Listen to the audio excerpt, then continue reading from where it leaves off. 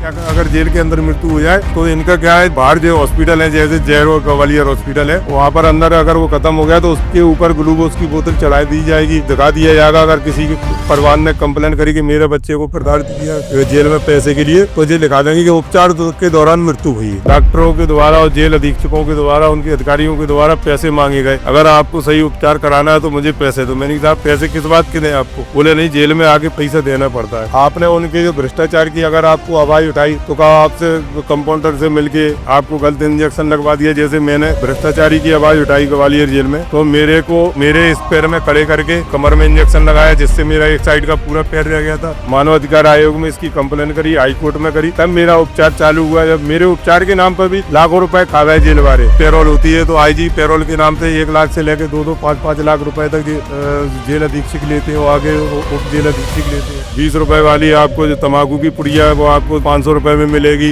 इस तरीके से गांजा ले लो, चरस अफीम ले लो, ग्वालियर में सब काले धंधे हो रहे हैं। तो जब कोई अधिकारी अगर किसी कंप्लेन के लिए अगर हम लोगों को देखने जाते हैं तो 2 दिन पहले पता पड़ जाता है कि फलाना अधिकारी, फलाने मजिस्ट्रेट महोदय माननीय वहाँ आने वाले हैं, तो 2 दिन पहले पूरी सारी व्यवस्थाएं जेल के अंदर जेल के अधिकारी ठीक ठाक कर लेते हैं। मध्य प्रदेश के अंदर अगर कोई विभाग है भ्रष्ट 4 दीवारों के अंदर, तो वो है जेल विभाग। मैं हूँ राजा भैया पाल और मैं इस समय दतिया में हूँ। और आज दतिया में हमारे बीच में एक ऐसी शख्सियत जुड़ रही है जो लगातार 4 साल जेल में रहे और जेल की तमाम यातनाएं उन्होंने झेली, तमाम समस्याओं से जूझते रहे और तमाम वो केस भी उन पर लगाए गए जो निरर्थक थे और कोर्ट में बाइज्जत भी बरी उनको कर दिया गया। हमारे साथ जुड़ रहे हैं रिशपाल सिंह बघेल साहब से हमारे साथ बात करेंगे और आज के इस पॉडकास्ट इंटरव्यू में तमाम सवाल पूछेंगे। बहुत बहुत स्वागत है पर आपका। धन्यवाद राजा भैया जी आपको।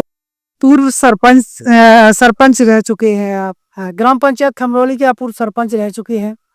क्या कारण थे कि आपको तमाम धाराओं के तहत आपको जेल में डाला गया? मेरी ग्राम पंचायत के अंतर्गत रतनगढ़ माता से लेके सोड़ा की पुल तक रेत खदान आती थी।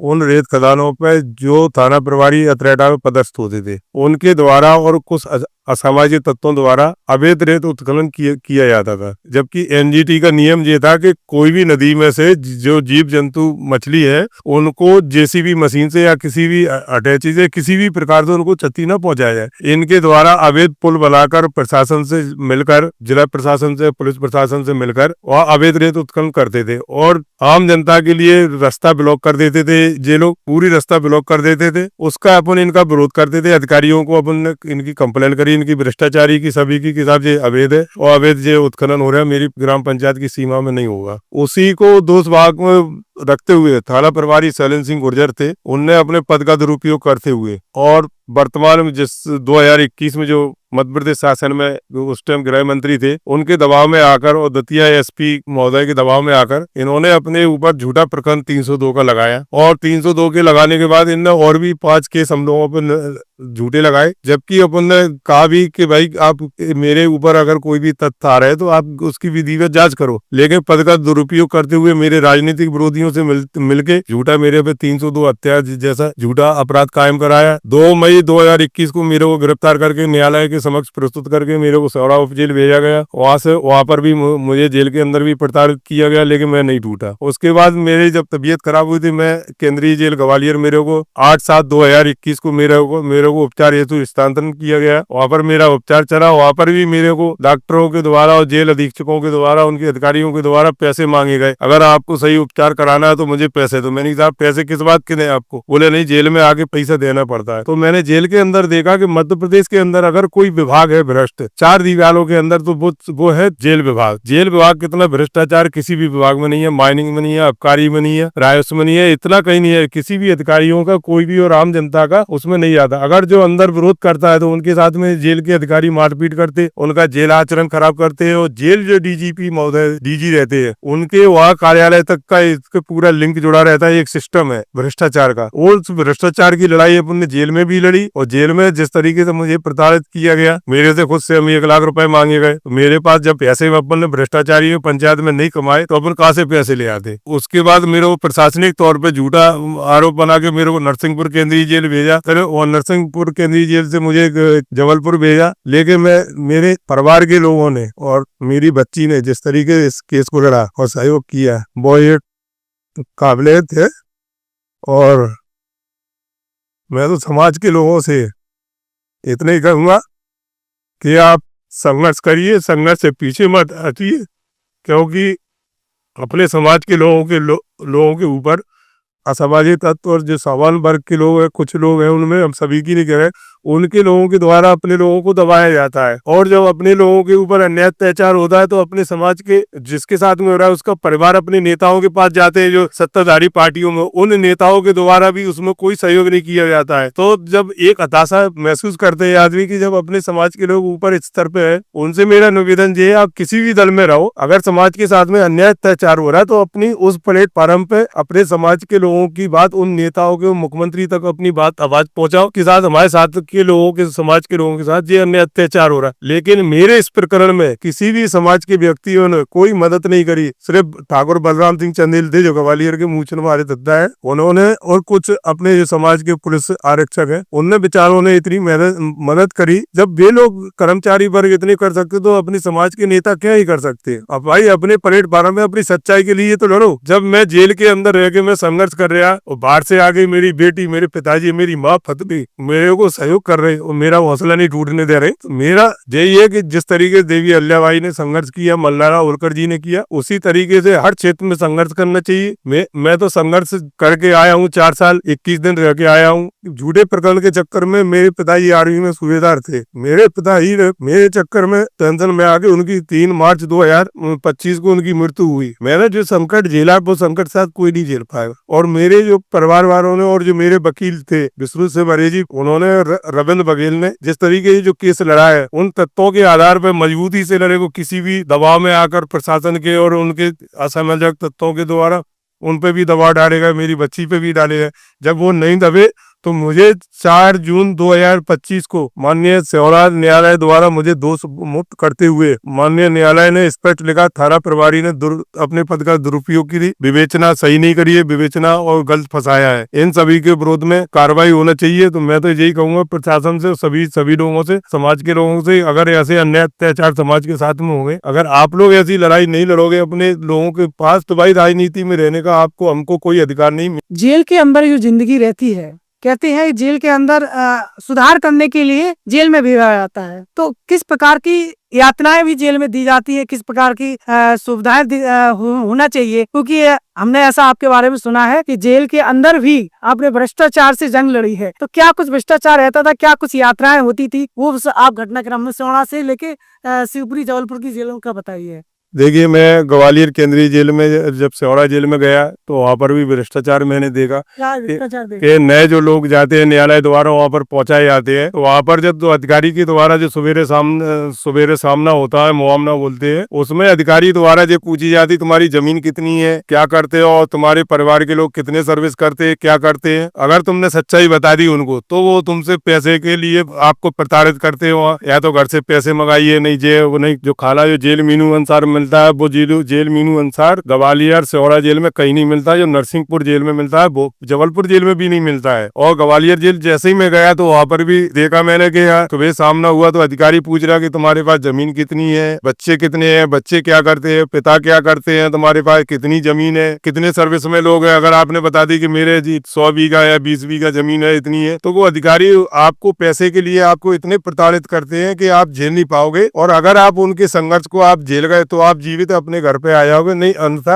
आपको मरे ही आपको बाहर निकलना पड़ता है। अगर क्या करते हैं, ऐसा क्या करते हैं लोग? उनके पास क्या है कि जैसे आपके खाना आपको बिल्कुल घटिया दिया, आपने उनके जो भ्रष्टाचार की अगर आपको आवाज उठाई तो कहा आपसे कंपाउंडर से मिलके आपको गलत इंजेक्शन लगवा दिया। जैसे मैंने भ्रष्टाचारी की आवाज उठाई ग्वालियर जेल में, तो मेरे इस पैर में खड़े करके कमर में इंजेक्शन लगाया, जिससे मेरा एक साइड का पूरा पैर रह गया था। इंजेक्शन क्यों देते हैं? इंजेक्शन इसलिए कि आप तचार की आवाज नहीं उठा पाओ। आप अगर आप पैसे नहीं ले आओगे तो मैं आपको इतना प्रताड़ित इस स्थिति में कर देंगे कि आप घर में तो जाओगे, जीवित रहोगे, लेकिन आप चलने लायक नहीं रहोगे। इंजेक्शन कौन सी सजा होती है वहाँ पर? इंजेक्शन होती है जे कि आपको मरी आदि स्थिति में, जैसे मेरे जौनों में भी लगाया तो मैं 2.5 साल पूर्व को जेल हॉस्पिटल में ऐसे पड़ारापुर को बिस्तर जैसे मैं मर गया। मेरा 35 किलो वेट रह गया था। जब मेरी बच्ची ने और मेरी मिसेज ने और मेरे पिताजी ने मानव अधिकार आयोग में इसकी कंप्लेन करी, हाईकोर्ट में करी, तब मेरा उपचार चालू हुआ। जब मेरे उपचार के नाम पर भी लाखों रुपए खा गए जेल वाले, जब मैंने उसकी भी कही कि साहब खर्चा कितना हो रहा है और आप ये भ्रष्टाचार क्यों कर रहे हैं। जेल के अंदर इतना भ्रष्टाचार है कि बंदियों को जो मिलने वाली खाना है उसमें भी खाना नियम अनुसार नहीं दे रहे हैं। जिस बंदियों से कार कराए जाते हैं उसका कार का भी पैसा नहीं देते हैं। मेडिसिन पे भ्रष्टाचार करते हैं। जैसे पेरोल, आईजी पेरोल होती है तो आईजी पेरोल के नाम से 1 लाख से लेकर 2-2, 5-5 लाख रुपए तक जेल अधीक्षक लेते हैं, आगे उप जेल अधीक्षक लेते हैं। मीनू के अनुसार क्या भोजन मिलना चाहिए जेल के अंदर? मीनू के अनुसार हर दोपहर को आपको पोहा मिलना चाहिए, कलाने सोमवार को चने उबले हुए मिलना चाहिए, नमकीन में डले हुए मिलना चाहिए, खाना पौष्टिक मिलना चाहिए, आपको उबला हुआ खाना यानी स्टैंडर्ड की आपको खाना मिलना चाहिए जो वहाँ जेल मीनू में लिखा। अगर जेल विभाग अगर जेल मीनू अनुसार दे तो बंदी कभी वहाँ भूखन नहीं मरेगा, लेकिन जेल मीनू अनुसार ये भोजन नहीं देते, वहाँ प्रताड़ित करते हैं। इतना प्रताड़ित करते हैं कि अगर उनने ज्यादा किया तो ये क्या, अगर जेल के अंदर मृत्यु हो जाए तो इनका क्या है, बाहर जो हॉस्पिटल है जैसे जयरो ग्वालियर हॉस्पिटल है, वहाँ पर अंदर अगर वो खत्म हो गया तो उसके ऊपर ग्लूकोज की बोतल चढ़ा दी जाएगी, दिखा दिया जाएगा। अगर किसी के परिवार ने कंप्लेन करी कि मेरे बच्चे को प्रताड़ित किया जेल में पैसे के लिए, तो ये लिखा देंगे कि उपचार के दौरान मृत्यु हुई है। जबकि उपचार के दौरान मृत्यु नहीं होती, उनके प्रताड़ित करने से वो व्यक्ति इतना हताश हो जाता कि अपनी आत्महत्या करने को मजबूर हो जाता। आत्महत्या कई लोगों ने करी है। अब जैसे फोन पे ले लो बंदियों को, ग्वालियर में क्या सिस्टम चल रहा है कि जैसे शासन की तरफ से 2 फोन हमारे जैसे पर्जन फोन लगाएंगे तो वो निःशुल्क 2 बार बात हो जाएगी। एक बार ई पर्जन मुलाकात होती है, हफ्ते में 2 विंडो मुलाकात होती है आमने सामने। लेकिन वहाँ क्या करते हैं कि 100 रुपए दो कि डेली वीडियो कॉन्फ्रेंस बातचीत होगी फोन पे। प्राइवेट आदमी भी बाहर रखें ग्वालियर में सुबह, जबकि शासन का नियम है सुबह 8 बजे से लेकर दोपहर के 1:30 बजे तक आप फोन पे आपकी पर्सन बात कर सकते हैं। लेकिन केंद्रीय जेल ग्वालियर एक ऐसी जेल है कि इसमें सुबह 7 बजे प्राइवेट आदमी जो बाहर लगे हैं उन वो चालू का फोन पे लगाएंगे जेल पे, जेल वाले भी वो 7 बजे खोल लेते हैं और शाम को 4:30 बजे तक वो चलाते हैं। एक दिन में कम से कम प्रतिदिन 50-60 हजार रुपए अवैध वसूली फोनों के तौर पे होती है। यानी प्रतिदिन अन्न और भ्रष्टाचार मिला के जैसे अंडे, चने, मेडिसिन हो गया, फल फ्रूट 2 नंबर का बेचते हैं, गांजा बेचता है जेल के अंदर, बीड़ी बेचती है, एक 25 रुपए की बीड़ी बेचती है, 10 रुपए वाली राजश्री है वो आपको 450 में मिलेगी, 20 रुपए वाली आपको जो तंबाकू की पुड़िया है वो आपको 500 रुपए में मिलेगी। इस तरीके से गांजा ले लो, चरस अफीम ले लो, ग्वालियर में सब काले धंधे हो रहे हैं। कुछ सेवन करते थे क्या? नहीं, मैं कोई सेवन नहीं करता था। आपके साथ मारपीट करती थी? मेरे साथ में मारपीट की कोशिश करी, लेकिन मैं जब टाइट हो जाता था तो ये मुझे हटा के दूसरी बैरंगों में शिफ्ट कर देते थे। और अन्य लोगों ने कई जेलों में मेरे साथ में साथियों ने काल वगैरह की तो उनको सेल में लगा दिया गया। कहीं किसी को प्रशासनिक ट्रांसफर नरसिंहपुर भिजवा दिया, जबलपुर की जेल भिजवा दिया, जैसे सागर की जेल है, बड़वानी जेल है, ऐसी जेलों में ट्रांसफर करवा दिया। आपने ग्वालियर की जेल देखी, चौड़ा की देखी, नरसिंहपुर जेल में आपने बताया कि कुछ राहत हुई। आप नरसिंहपुर जेल एक ऐसा है, वहाँ का बंदी भी आपको कोऑपरेट करता है कि बाहर का बंदी है, वहाँ का बोलचाल जो बंदी में है वो शायद ग्वालियर की जेल में नहीं है। वहाँ का अधिकारी कर्मचारी आपको बराबर सपोर्ट करता है। शासन का जो मीनू अनुसार जेल को मीनू अनुसार जो भोजन मिलता है नरसिंहपुर में वही मीनू अनुसार है। अगर आपको 5 मिनट की आपको जैसे बात है नियम से, अगर आपने निवेदन किया सर मेरे माँ से बात नहीं हो पा रही है मेरे बच्चों से, तो आपको 2-4-5 मिनट आपको निःशुल्क दे देते, नहीं आप कर लो बात। तो इतनी मानवता मैंने नरसिंहपुर जेल में देखी, उतनी जेल में न सौड़ा में, न ग्वालियर केंद्रीय जेल में, न जबलपुर केंद्रीय जेल में है। मैंने इतनी प्रताड़ना झेली, शायद कोई जेल नहीं पड़ता। मेरी जिस तरीके से मेरी बच्ची ने जो केस लड़ा, मैं तो सभी समाज के लोगों से कहूंगा, समाज की बच्चियों से भी कहूंगा और जो भी अन्य समाज की बच्ची है कि आप जिस तरीके से संघर्ष में आप बहना नहीं, और जिस तरीके से आप अपने परिवार के साथ में जैसे मेरी बच्ची ने साथ दिया, मुझे निकलवा के जेल से बाहर किया, मैं उनसे सभी से कहता हूँ कि आप कभी भी डरो नहीं, संघर्ष करिए, आप समाज में जाइए। आपको असामाजिक तत्व लोग परेशान करेंगे, आप उस असामाजिक तत्वों से डरे नहीं, समाज के लोगों से कहना चाहूंगा, जहाँ पर भी आप रहे अपने महापुरुषों की जयंती ना भूलें। हम लोगों ने ग्वालियर केंद्रीय जेल में जब 31 मार्च 2024 को वहां पर जेल में रह के अधिकारियों से परमिशन ली कि मेरी देवी अल्लाबाई की आज 31 मई 2025 में 24 मना रहा हूँ, मुझे अनुमति दे। कई अधिकारी जो अन्य समाज के थे तो उनको ऐसा बुरा लगा कि यार अंदर कैदी आके देवी अल्लाबाई की जयंती मना रहे, क्यों मना रहे। कुछ अधिकारी वहां पर ऐसे थे, जैसे प्रवीण कुमार त्रिपाठी साहब थे, वो समझदार थे, उन्होंने कही नहीं, उनकी देवी अल्लाबाई थी, एक संघर्षशील थी, उनका जो योगदान है वो कोई समाज का कोई विश्व में भुला नहीं सकता। तो हम लोगों को अनुमति दी। हम लोगों ने चंद्रमाल लाला राम पाल जी थे, अपने दतिया जिले के बहुत से काफी लोग थे, तो हम लोगों ने धूमधाम से देवी माँ अल्लाबाई की जयंती जब हम जेल के अंदर मना सकते रह गए, तो आप लोग समाज के लोग बाहर क्यों नहीं मना सकते। तो पूरे देश में अहिल्याबाई होलकर की जयंती मनाई गई, मोदी जी के नेतृत्व पूरे देश में हर जिले में मनाई गई है। जो आपने 4 साल जेल में वक्त गुजारा, उसका हर्जाना कौन देगा, क्योंकि इसके पीछे आपकी आर्थिक स्थिति क्या रही होगी, कैसे आपके बच्चों ने संघर्ष किया, कितना पैसा आपका खर्च हुआ होगा, इसका हर्जाना कौन देगा। इसमें क्या है कि देखो, मेरे पिताजी आर्मी में सूबेदार थे, मैं 2 भाई था, घर में बच्चों की पढ़ाई बर्बाद हुई मेरी। पिताजी ने और माताजी ने पैसों की तरफ से हमारे ससुराल पक्षवारों ने, सालों ने और भी हमारे समाज के लोग थे और हमारे रिश्तेदार थे, उन्होंने हमारी, और जो मेरे मित्र थे उन्होंने मेरी हर तरीके से मदद करी। और मेरी बच्ची ने जिस केस से परिवार चलाया, उसने बच्चों को ट्यूशन पढ़ाकर घर चलाया, मेरे से जेल में मुलाकात की, मेरे केस को हैंडल करे, वकीलों से संपर्क किया, हर तारीख पे न्यायालय पे पहुंचना, यानी पूरे आर्थिक स्थिति से मैं पूरी तरह से कमजोर हो चुका था। लेकिन मेरी बच्ची ने और मेरे परिवार के लोगों ने जिस संघर्ष से गुजरे, मैंने भी जेल में जिस तरीके से कई अपने परिजनों से मनाते कि जेल में आज 1 लाख रुपए चाहिए, 2 लाख चाहिए, मैंने वो नहीं मनाया। मैंने जो जेल का खराब खाना, घटिया खाना मिला, जबकि जेल के मेन्यू अनुसार मैं खाने में संपन्न रह सकता था, जो घटिया खाना खा के मैंने अपना जीवन यापन किया और 4 साल के संघर्ष किए, मैंने घर वालों को भी परेशान नहीं किया। और मेरी आर्थिक स्थिति इतनी कमजोर हो चुकी थी कि समाज के काफी लोग और जो दोस्त थे सब किनारा काटने लगे थे। जिस तरीके से आप जेल के अंदर रहे, यदि टूट जाते आप, तो समाज तो और जनता तो यही सोचती कि आप अपराधी थे,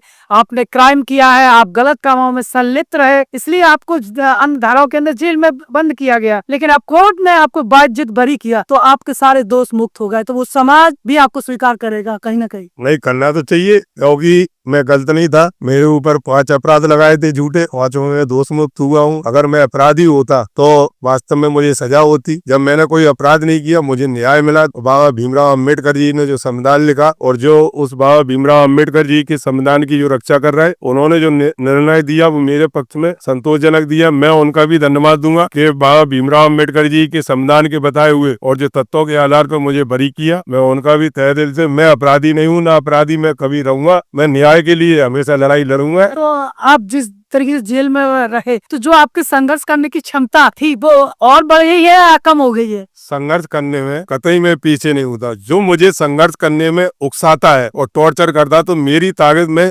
राजा मल्लारा, श्रीमंत महाराज मल्लारा होलकर जी को देखता हूँ, और माँ देवी अल्लाबाई को और ज्योतिराज सिंधिया जी को। जिस तरीके से इन लोगों ने, अपने समाज के लोगों ने संघर्ष किया, मेरा दुगना और ताकत मुझे मिलती है कि जे लोग मुझे कर रहे हैं, तो कहीं ना कहीं ये मुझे और ताकतवर कर रहे हैं। तो मेरा जो हौसला और मैंने हिम्मत नहीं आ रही, और मैं संघर्ष, मेरा भी जो मानना है समाज के लोगों से, कभी भी संघर्ष से पीछे नहीं हटा, चाहे कितना भी आंधी तूफान आए, उससे टकराए। 4 साल जेल में रहे, आपने क्या संकल्प लिया, क्या सोचते थे कि आगे जीवन में क्या करना है। अब मैंने जो जेल के अंदर रह के जो संघर्ष किया, और जो अधिकारियों की, खास करके ग्वालियर के, मैं अधिकारियों को नाम नहीं लेना चाहिए, लेकिन मैं बताना चाह रहा हूँ कि ग्वालियर के वर्तमान में जेल अधीक्षक है विदित सरवरिया जी, उप जेल अधीक्षक है अनुज सिंह नरवरिया साहब। मैं प्रशासन से कहूंगा, और माननीय मुख्यमंत्री साहब को मेरी खास निवेदन है, और डीजीपी महोदय से, और हर विभाग से, जो विभाग जेल विभाग देख रहे हैं, ऐसे भ्रष्ट अधिकारियों को लूप लेन में रखाया है। क्योंकि ये लोग जेल के अंदर जिस तरीके से प्रताड़ित कर रहे हैं, जबकि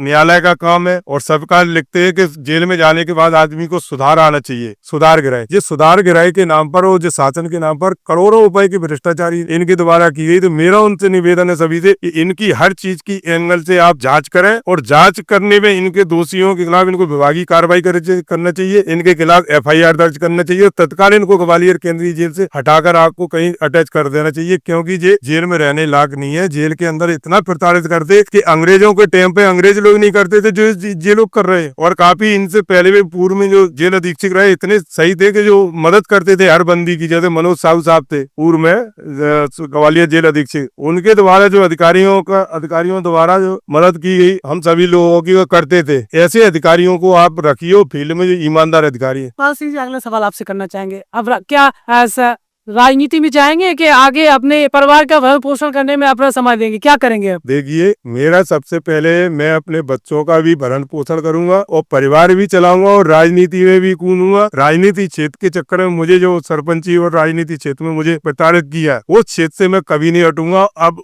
तो और मैं वो ताकत के साथ में राजनीति करूंगा और अपने हर गरीब वर्ग के साथ जिसके भी साथ में अन्याय अत्याचार होगा उनकी लड़ाई कानून की तौर पर उनको न्याय अत्याचार और न्याय दिला के रहूंगा, चाहे मेरी जीवन चला जाए चाहे मेरा कुछ भी हो जाए। तो रिशपाल सिंह जी जेल से बाइज्जत बरी होके आ गए, तो कहीं ना कहीं अब डर पैदा होगा उन लोगों में जो सोचते थे कि ये जेल में चला गया चले राहत है, अब जेल से बाहर आ गया तो देखिए, भारत सरकार में अन्य कंट्रियों में माननीय प्रधानमंत्री नरेंद्र मोदी साहब का के मारे जो डरते हैं अन्य विदेशी लोग, तो इसी तरीके से मेरे विरोधी जो है वो डर रहे हैं मुझसे कि अब रिशपाल बघेल होलकर बाहर आ गया है, अब मेरे साथ में क्या होगा क्या नहीं होगा। तुम्हारे साथ में वही होगा जो तुम्हारे साथ में विधाता ने लिखा है। मैं तुम्हारे साथ में अन्याय अत्याचार बिल्कुल नहीं करूंगा, लेकिन तुम्हारी जो नीति है वो जो तुम भ्रष्टाचार अधिकारी जो बैठ के पद का दुरुपयोग करते हो, जो असामाजिक तत्व है जो मेरे विरोधी है, मैं उनसे भी कहना चाहता हूँ कि तुम्हारे साथ में मैं कभी ना झुकूंगा ना झुकूं। मर सकता हूँ लेकिन झुक नहीं सकता हूँ। मेरा आपसे कहना चाहिए सभी के समाज के लोगों से, किसी भी कितना भी बड़ा भूमाफिया हो, गुंडा हो, आतंकवादी हो, उसके सामने कभी भी अन्याय के लिए लड़िए, उसके सामने कभी भी हथियार मत डालिए।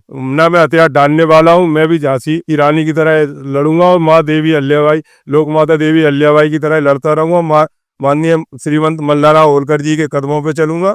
अब तो मैं समाज के लोगों से कहूंगा कि राजनीति में अगर आना है तो ऐसा खूंटा पकड़िए अपना, जो अपनी समाज की आवाज अपने ऊपर रखना चाहते, जैसे ज्योतिराज सिंधिया जी ने रखी कई जगह। बहुत से कांग्रेस में ऐसे लोग हैं जो अपनी समाज की बात रखते हैं। ऐसे लोगों को पकड़िए जो अपनी बात रख सके। ऐसे लोगों का साथ ना दे समाज में कि जो सिर्फ समाज के नाम पर अध्यक्ष बन जाते हैं, कहीं कुछ बन जाते हैं, बहुत सी जगह पे राजनीति से बन जाते हैं, कई जगह विधायक बन गए अपने समाज के लोगों पे, लोग अपने समाज के लोगों। तो मैं उनसे ये कहना चाहता हूँ समाज के लोगों से कि समाज के नेताओं को परखिए और नई युवा पीढ़ी को आप आगे ले आइए। जैसे पत्रकारिता में राजा भैया जी हैं दबोई वाले, आप जैसे हैं, आप संघर्ष कर रहे हैं। मैं तो समाज के लोगों से कहेंगे कि अपने लोगों को आगे आए और बढ़े। और आपसे भी निवेदन करूंगा कि आपके अपने समाज की आवाज जिस तरीके से आप उठाते हैं उस तरीके से बुलंद से और उठाएं। और उन नेताओं से भी कहें आप कि आप समाज के साथ में जिस किसी भी भाई के संग अन्याय अत्याचार हो उसकी लड़ाई हर प्लेटफार्म पर लड़ना चाहिए, और जिनने मुझे फंसाया उनके खिलाफ कार्रवाई जरूर होती। लेकिन अब मजबूरी मुझे व्यक्तिगत ये लड़ाई लड़ना है। मैं जेल से निकल के आया हूँ, मैं उस थाना प्रभारी के खिलाफ और जिसने मेरे खिलाफ जो FIR झूठी कराई और जिन लोगों ने भी कराई है उनके खिलाफ मैं माननीय उच्च न्यायालय ग्वालियर हाईकोर्ट में भी रिट दायर करूंगा। और मैं मान आने का जो मेरी परिवार की आर्थिक स्थिति 4 साल में खराब हुई, मेरी राजनीतिक कैरियर खराब हुआ, मेरे अन्य समाज में मेरा ये संदेश गया कि रिशपाल सिंह बघेल ने हत्या करी है, जबकि मैंने हत्या नहीं करी, मुझ पर झूठा आरोप लगाया गया। लेकिन माननीय न्यायालय द्वारा देर जरूर लगा, मैंने जो संघर्ष किया देर जरूर मिला, लेकिन जो न्याय का देवता जिस दिन आया उस दिन उस न्याय के देवता ने जो मेरे को न्याय दिलाया। ऐसे अधिकारी मजिस्ट्रेट साहबों को मैं धन्यवाद दूंगा। रिशपाल सिंह जी, तो क्या आप अपने बच्चे को LLB कराएंगे आगे से? नहीं, मैं LLB भी कराऊंगा और सिविल जज की भी तैयारी कराऊंगा। मेरा प्लान है कि मैं उसको मजिस्ट्रेट बना के छोड़ूंगा। मेरा संध्या बघेल। जिस तरीके से आपके पिता को आप पर गर्व है कि 4 साल आपने उनका संघर्षों में साथ दिया आपका, अब वो आपको एक LLB के रूप में आपको आगे चल के मजिस्ट्रेट के रूप में देखना चाहते हैं, तो क्या इस सपने को पूरा करने के लिए कोशिश करेंगे? हाँ, तैयार हूँ। किस प्रकार की यातनाएं झेली आपके पिता ने, क्या किन चीजों से गुजरी है आप? क्योंकि आप एक लड़की थी, इंदिरा गांधी की बेटी प्रियंका गांधी तो नहीं थी कि लड़की हूँ तो लड़ सकती हूँ, बघेल समाज की बेटी थी, क्योंकि उनको संघर्ष करने में बहुत परेशानी होती है। क्योंकि पापा बताते गए, जैसे जैसे हम करते गए, पापा ने हिम्मत मतलब बढ़ाई हम लोगों की, तो हम और मम्मी दोनों ने मतलब एक दूसरे का साथ दिया। हर कोई कैसे भी बोलता रहा, हमने उनकी बातों पे ध्यान नहीं दिया, जो हमें सही लगा हमने उस पे वो किया। कई बार आपको लोग परेशान भी करते होंगे कि आपके पिता तो जेल में है, अपराधी थे, क्या था? तो ऐसा कुछ यात्राएं भी सुनने को मिलती थी। हाँ, बहुत लोग हर तरीके की बातें करते थे कि आपके पिता ऐसे, हम उनकी सुनते ही नहीं थे। जो हमें सही लगा हमने वो किया। हमें विश्वास था कि मतलब हम जीतेंगे एक दिन। वक्त पर आपको भरोसा था कि ये वक्त अच्छा आएगा और हमारे पिता को जो है न्याय मिलेगा। हाँ, भरोसा था क्योंकि अब पापा ने गलत नहीं किया तो उनके साथ गलत होता ही नहीं। सच्चाई की नाव कभी नहीं डूबती। तो आपके पिता की तरह और भी लोग हैं जो बेचारे पूरी जीवन उनका जेल में ही निकल जाता है, झूठे केसों में जेल में बंद है, आज भी बंद हैं। तो आपको नहीं लगता कि ऐसे लोगों को न्याय मिलने के लिए जरूर मिलना चाहिए, ऐसे लोगों को तो जल्दी वो होना चाहिए, बाहर आना चाहिए। कि हमने देखा 4 साल में कोई किसी का नहीं होता है, कोई काम नहीं आता, कोई नहीं आता, ना रिश्ते, ना घर के, ना परिवार के, कोई नहीं आता। अपनी लड़ाई खुद लड़ना पड़ती है। हाँ, इतना ताकतवर बनने की जरूरत है, इतनी हिम्मत होना चाहिए हर लड़की के अंदर। होना ही चाहिए, जरूर हर लड़की में होना चाहिए। तो जेल के अंदर मैंने वास्तव में जो देखी, बारीकी से मैंने अपने केस की भी स्टडी करी, क्योंकि न्यायालय के द्वारा एक नियम है कि अगर आरोपी अंदर है, किसी पे आरोप लगाया है, तो उसकी जो न्यायालय की जो चालान डायरी है वो अपनी चालान डायरी अंदर मंगा सकता है। तो मेरी बेटी ने जो चालान डायरी अंदर भेजी, मैंने रात के 12, 1, 2 बजे तक अपनी केस की स्टडी खुद स्वयं करी कि इसमें आखिर है क्या। तो जब मैंने अपने केस की स्टडी करी और मुझे लगा कि नहीं, इस केस को मैं जीत सकता हूँ, थाना प्रभारी ने जिस तरीके से केस को रचा है, मैंने ये कहा कि मैं इस थाना प्रभारी की जो झूठे जो आरोप मेरे पे लगाए, मैं इस आरोपों को पूरा निराधार जीरो करा के छोड़ूंगा। और मैंने जेल के अंदर देखा है, न्याय जैसे हम लोग जेल में बैठे जाते हैं, एक दूसरे बैठे ही आते हैं, तो देखा जेल के अंदर ऐसे लोग भिड़े हैं कि जिनने बेचारों ने घटना देखी ही नहीं है। मरने वाला एक, मर्डर करने वाला एक, पूरा खानदान उसमें लिख दिया। तो मेरा मध्य प्रदेश के माननीय मुख्यमंत्री साहब से और मध्य प्रदेश के डीजीपी साहब से और जो विधि शाखा वाले हैं, अभियोजन वाले हैं, उनसे भी मेरा निवेदन ये है कि अगर किसी भी केस का अगर किसी को आप सजा दिलाना चाहते हैं तो वास्तव में सजा उसको दिलाइए जिसने अपराध किया ना हो। अगर अपराध किया है तो उसको आप सजा दिलाइए। अब अपराध जिसने नहीं किया उसको आपने आजीवन की सजा दिलवा दी, अब उसके बीवी बच्चन की पढ़ाई बर्बाद हुई, उसका पूरा परिवार बर्बाद हुआ, उसके नातेदारे में, अन्य समाजों में उसकी जो छवि खराब हुई कि नहीं साहब वो तो एक अपराधी है। तो मैंने जेल के अंदर देखा कि 50% जेल में निर्दोष लोग फंसे हुए हैं। और जेल के अंदर क्या होता है कि जेल की जो भ्रष्टाचारी होती है, जेल के अधिकारी जब निरीक्षण करने, या माननीय मजिस्ट्रेट साहब होते हैं, एडीजी साहब होते हैं, जिला सत्र न्यायाधीश महोदय होते हैं, जब भी ये कोई निरीक्षण करने के लिए, मैं आपको राजा भैया जी एक महत्वपूर्ण बात बताना चाह रहा हूँ जेल के अंदर जे, तो जब कोई अधिकारी अगर किसी कंप्लेन के लिए अगर हम लोगों को देखने जाते हैं तो 2 दिन पहले पता पड़ जाता है कि फलाना अधिकारी, फलाने मजिस्ट्रेट महोदय माननीय वहां आने वाले हैं। तो 2 दिन पहले पूरी सारी व्यवस्थाएं जेल के अंदर जेल के अधिकारी ठीक ठाक कर लेते हैं। और जब कोई मजिस्ट्रेट या कोई निरीक्षण करने आते बनने की मुझे कैदियों से ही डायरेक्ट बात करने है, तो वो जो अधिकारियों के पास में अर्दली में जो लगे रहते हैं, चापलूसी करते हैं, जिनको प्रशासन पूरी डाइट दे रहा है, उनको 2 नंबर का पैसे भी कम मारा है क्योंकि वो अवैध वसूली करते हैं। जैसे कोई नया मुलजिम गया जेल के अंदर तो उससे 1 लाख मांगे, किसी से 10 लाख मांगे, किसी से 5 लाख मांगे, तो जो उनके साथ में जो बंदी रहते उनके माध्यम से वो पैसा मंगाया जाता है, फिर वो अधिकारियों को जाता है, उसमें से उस परसेंटेज में से और लोग कैदियों को देते हैं। कई कैदी ऐसे जेल के अंदर कि वो आज नहीं जाना चाह रहे क्योंकि उनने अपराध किया है, और जेल के अंदर से वो इतना पैसे अपने परिवार वालों को कमा के दे रहे कि वो बाहर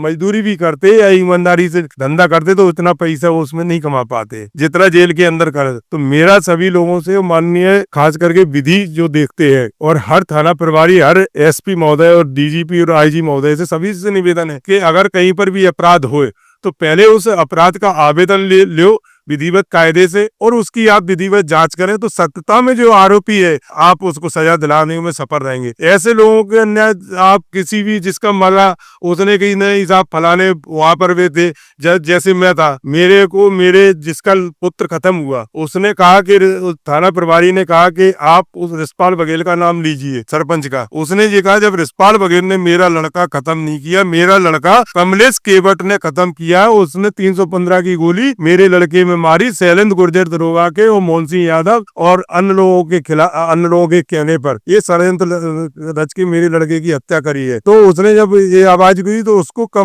मकान के अंदर बंद कर दिया गया। और अगर ये न्याय अगर सही जांच होती तो मेरा परिवार जो मेरी क्षति हुई और जो मैंने जेल के अंदर मेरा जीवन बर्बाद करने की कोशिश करी, मैंने जिस जीवन से संघर्ष किया वो शायद मेरे को नहीं झेलना पड़ता। तो ऐसे में सभी अधिकारियों से मेरा निवेदन है कि आप अपने अधीन जो आपके थाना प्रभारी है या कोई भी, उनको निर्देशित करें कि वास्तव में झगड़ा हो रहा है तो उस झगड़े की विधिवत जांच करें और जो मेन आरोपी है उसी को आप आरोपी बनाइए और उनको सजा दिलवाइए।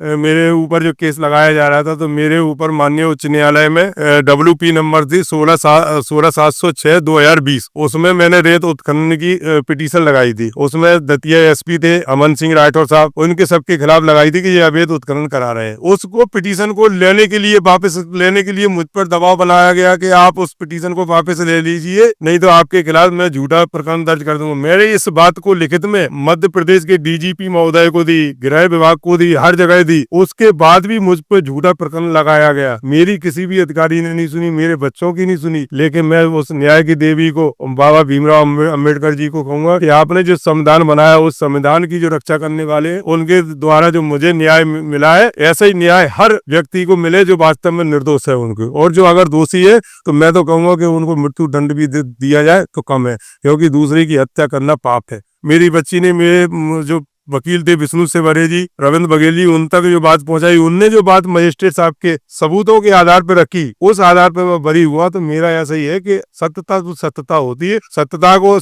को आप परेशान कर सकते, लेकिन पराजय नहीं होगी। बिल्कुल सत्य परेशान नहीं हो सकता। तो ये हमने खास इंटरव्यू किया आज होलकर रिछपाल सिंह बघेल साहब के जीवन के बारे में, संघर्ष के बारे में, किस तरीके से इन्होंने जेल के अंदर संघर्ष से वो लड़े और हिम्मत नहीं हारी। और इस संपूर्ण संघर्ष में जो साथ उनका दिया है वो उनकी बेटी थी, और जिसने कंधे से कंधा मिलाकर साथ दिया और कानून का सहारा लेकर के अपने पिता को इंसाफ दिलाया। तो मैं चाहता हूँ कि हर पिता को ऐसी ही बेटी मिले जो अपने पिता के साथ खड़े होकर के पिता की हिम्मत को टूटने ना दे।